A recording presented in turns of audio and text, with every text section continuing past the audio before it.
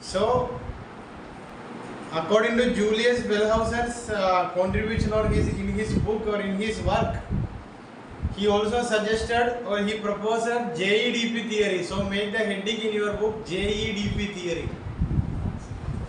JEDP theory. J for Jahwist. JHWIST. J for Yahwistic or Jahwist. JAHWIST. So they says that which uses name Yahweh for God. They uses Yahweh as the title card for God. वो जाहवेस्ट theory वाला लोग बताता है परमेश्वर का नाम क्या है याहवे. सो एलोहिस्टिक और एलोहिस्ट they use the title Elohim for God. परमेश्वर को बुलाने के लिए एलोहिम करके बुलाता है. वो है ELOHIM एलोहिम. वो PDF में नहीं है Elohim. Then D Deuteronomistic or Deuteronomist source. Deuteronomist source.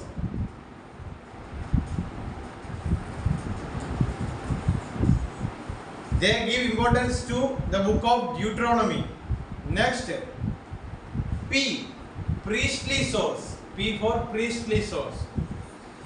They uses name Elohim until Exodus. So priestly source वाला लोग एक्सोडस तक और एक्सोडस का समय तक कौन सा नाम यूज करते थे priest. They use the name Elohim. So this is the full form. And what it means by JEDP theory means they says that this first 5 books not written by one author. It was written by different authors. समझ आया? JEDP theory वाला लोग ये बताता है कि पहला 5 किताब एक author एक लेखक से नहीं लिखा गया, अलग अलग लोग ने इसको लिखा. So they are saying these are different documents. समझ आया?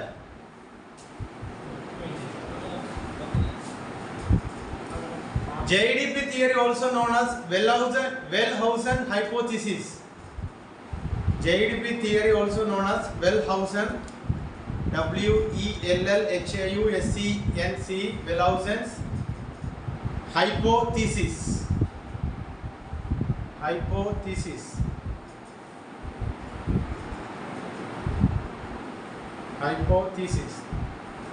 What is meant by thesis? Thesis means ये है एक विषय के बारे में ढूंढना और उसके बारे में लिखना. हाइपोथेसिस मतलब ये है वो जो लिखा हुआ चीजों के बारे में ढूंढकर उसमें से फिर करना.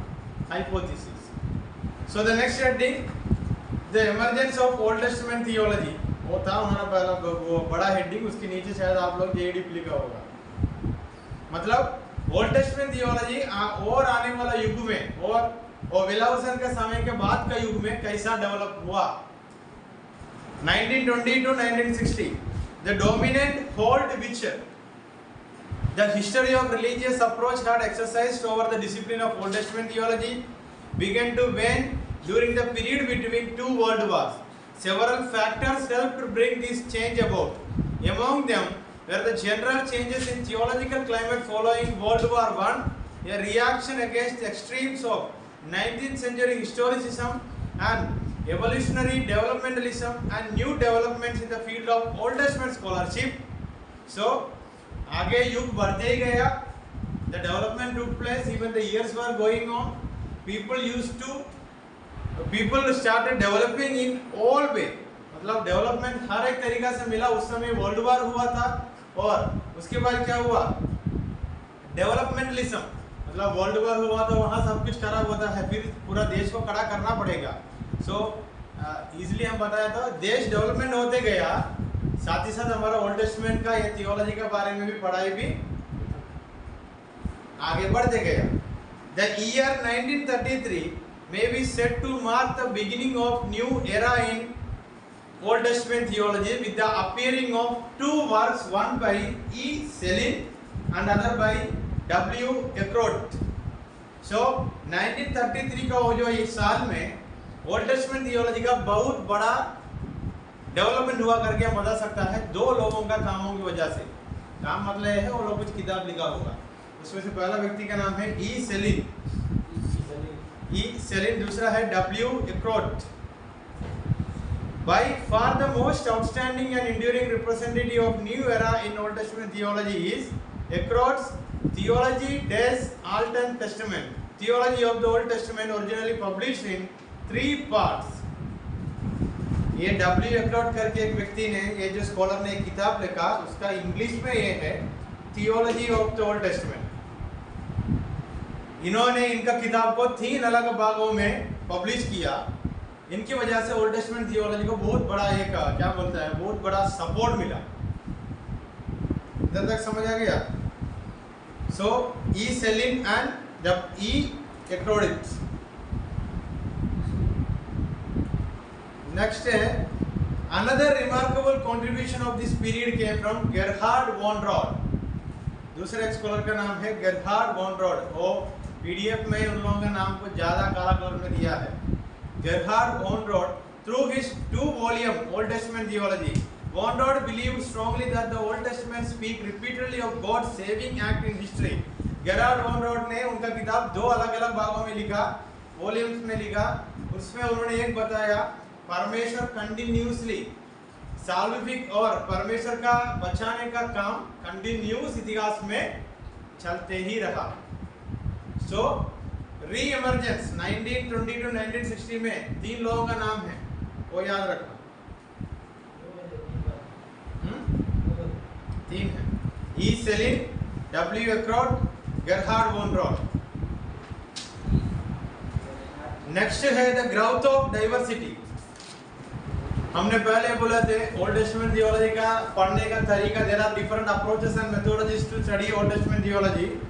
At the same time, I even mentioned there were diversity in the opinions. अलग-अलग स्कॉलर को अलग-अलग थॉट्स था। So there is diversity. That is 1960 to 2000. This period witnessed the emergence of diversity of opinions and methodologies never seen before in Old Testament theology.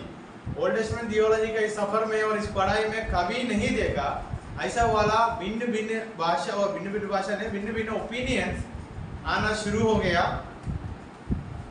Conservative scholarship, which had not been a serious partner in the discipline's dialogue for many years, once again entered the picture for lack of consensus and methodologies presented by both critical and conservative scholars. Brevard Child, B. Child concluded that biblical theology was in crisis. In his book, Child preferred a canonical approach to the study of Old Testament theology. B. Child करके एक पंडित था, उन्होंने कौन सा approach लेके आया? Canonical approach लेके आया। मतलब बाइबल को ओल्ड टेस्टामेंट को पढ़ने का तरीका कैनोनिकल अप्रोच करने करके बोला। और शायद एक कंजर्वेटिव स्कॉलर्स, कंजर्वेटिव मतलब ये है, इसका हिंदी कैसे मुझे पता नहीं। वो लोग कुछ बातों पर विश्वास किया तो कभी नहीं बदलेगा। कंजर्वेटिव का हिंदी मीनिंग ढूंढा।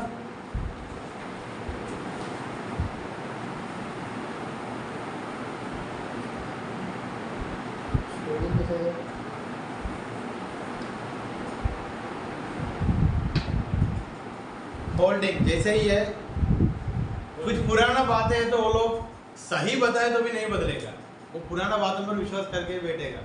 समझ आए? उसको कंजर्वेटिव बोलता है। ये जो 1960 to 2000 का समय में थियोलॉजी का ये सब बातें डेवलपमेंट होते गया, उसके बीच में और एक बात भी हुआ, ये पुराना बातों पर विश्वास करके बैठने वालों का भी नाम ज़्यादा सुनाई दिया। और बी चाइल्ड करके एक जो व्यक्ति है और एक पंडित ने, उन्होंने बोला we have to approach old testament theology in a canonical way. Canonization मतलब क्या है? Simply means editing. ये बुक को उनका ओरिजिनल फॉर्म में लाने का तरीका, दानियल को भी नहीं था।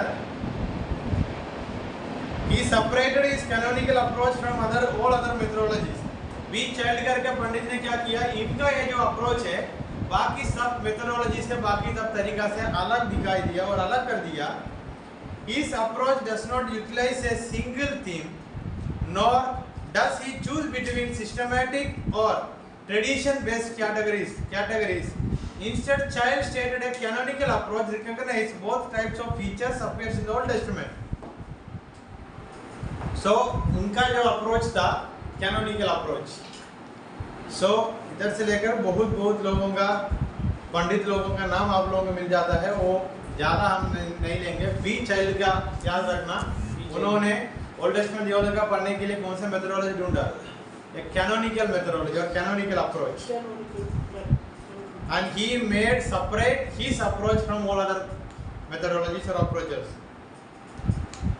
So इधर सेल्फ एक्सरसाइज ये है, पॉल आर हाउस से दिए गए डिफरेंट हिस्टोरिकल पीरियड्स के बारे में लिखना. वो अभी हम पढ़ के आए थे इधर से लेकर पहले वाला. ये सब अप्रोच और सब बातें को किसकी द्वारा मिला हमको? Paul R house. नेक्स्ट है tools and method for old testament theology. Old testament theology पढ़ने का तरीका और क्या क्या परिकरण. टूल्स का क्या है परिकरण?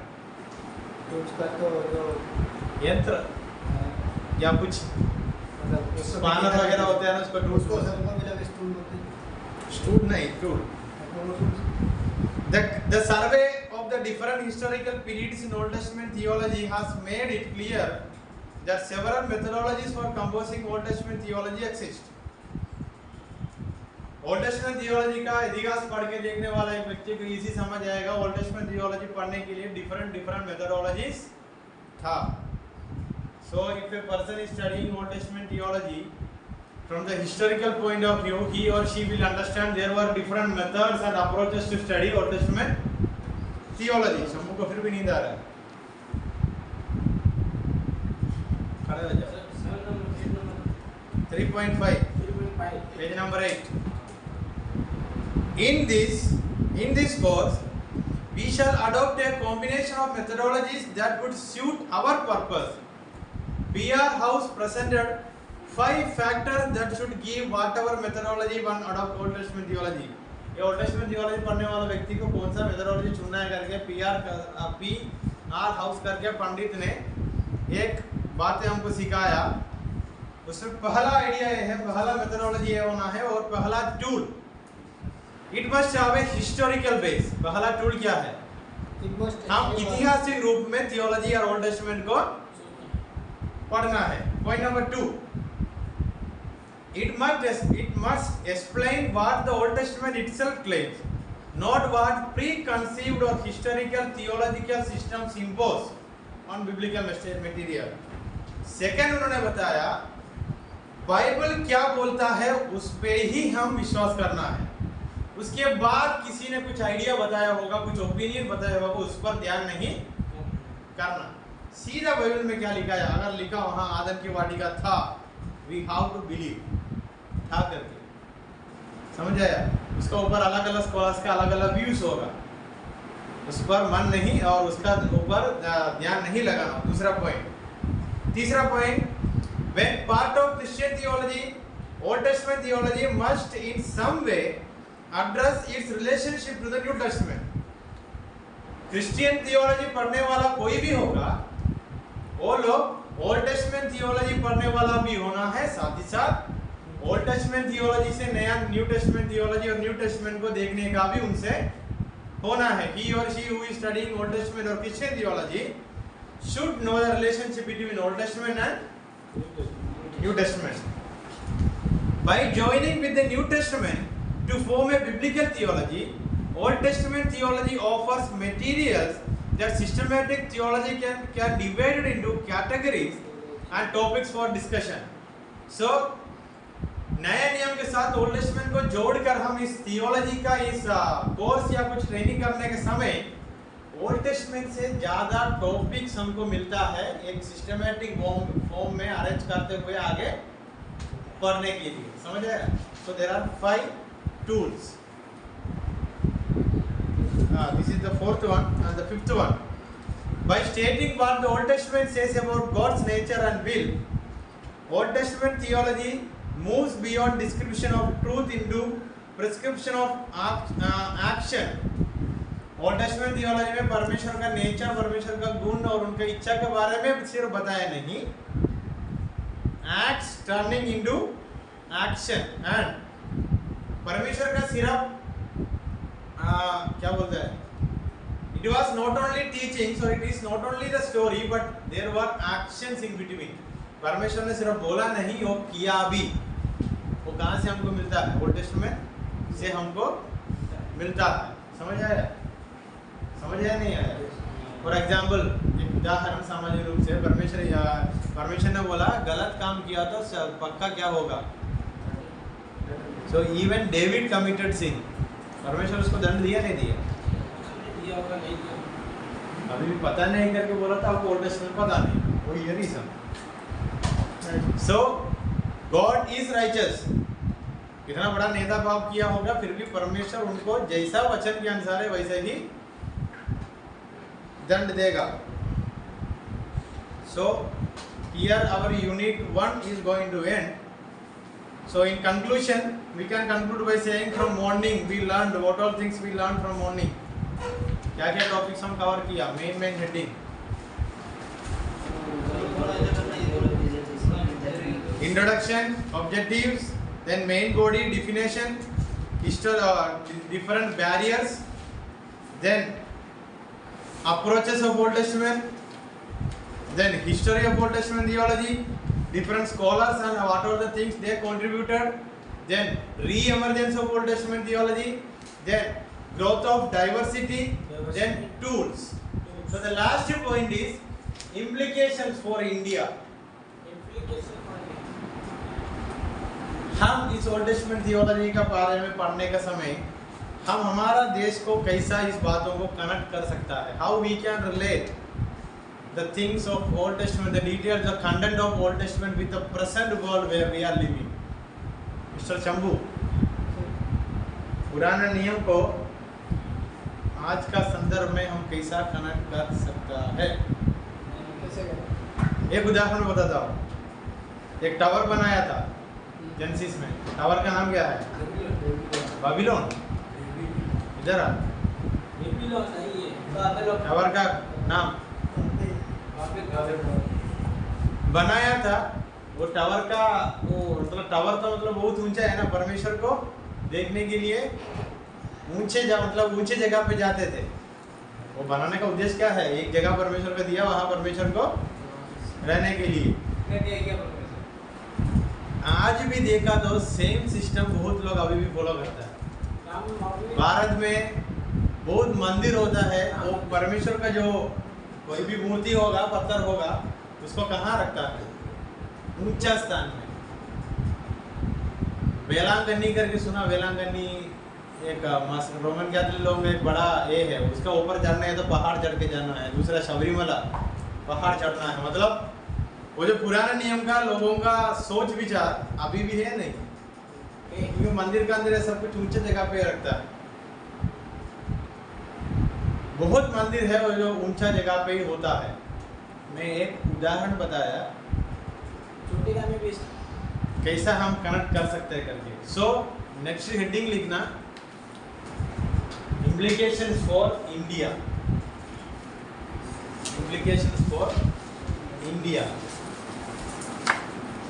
Implications for India. Come to Bible. Which verses? Topic verses? Implications for India. India is my country. Here the homework comes. Here और यहाँ आप लोगों को होमवर्क आता है, इम्प्लीकेशंस फॉर इंडिया।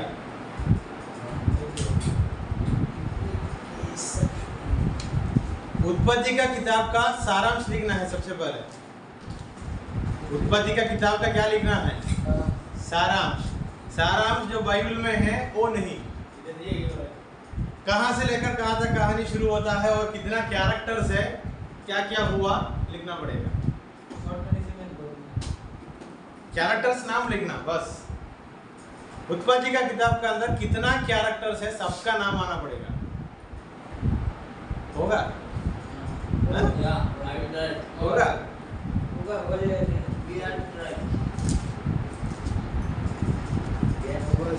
कल हमारा एग्जाम है चैप्टर 4 में जाकर पढ़ के देखना, लिखते लिखते दुनिया दिखाई देगा। होगा करके बोल रहे, पहले उत्पत्ति पढ़ा। गूगल में बोलेंगे हाँ हाँ, गूगल का नहीं लिखना है करके इसलिए मैं बोल रहा हूँ। अध्याय 4 में जाके देखो, ऐसा संदर्भ बढ़ गया। सो आप लोग क्या करना है, कल जीनियोलॉजीज करके ईएसवी बाइबल में एक कागज दिया गया है, इधर ये पूरा का पूरा लिख के आना। जीनियोलॉजीज करके पेज नंबर 44 में दिया है, इसको फोटो लेकर अच्छा से लिख के आना। और साथ ही साथ इसका अंदर शायद अब्राहम याकूब इन लोगों का नाम नहीं है, ये भी लिखना है। साथ ही साथ बाइबल जेनेसिस का अंदर कितना मेन कैरेक्टर्स है सबका नाम भी लिखना है। समझ आया? So from that point of view, tomorrow we will start book of Genesis. समझ आया? हाँ? यूनिट बाकी है, वो तो जरूर होगा।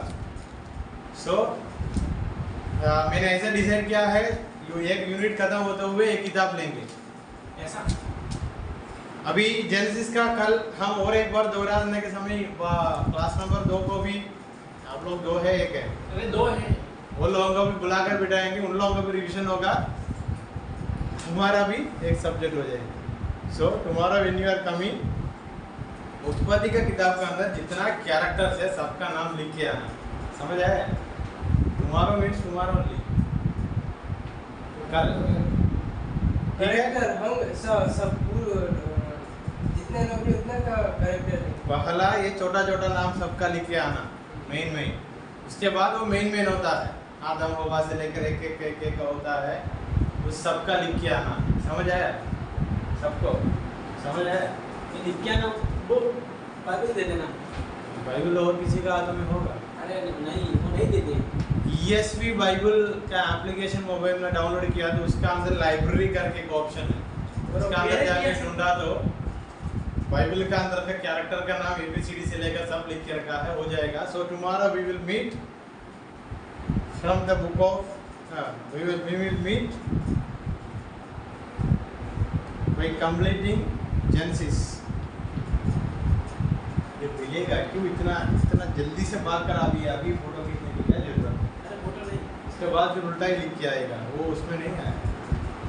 हमारा माइक्रो ब्रेक नहीं आनी है। आया था। टाइम मिलेगा तब लेकर लिखना। सो यूनिट 1 मैंने खत्म कर दिया। अभी आप लोगों को 15 तारीख को एग्जाम भी है।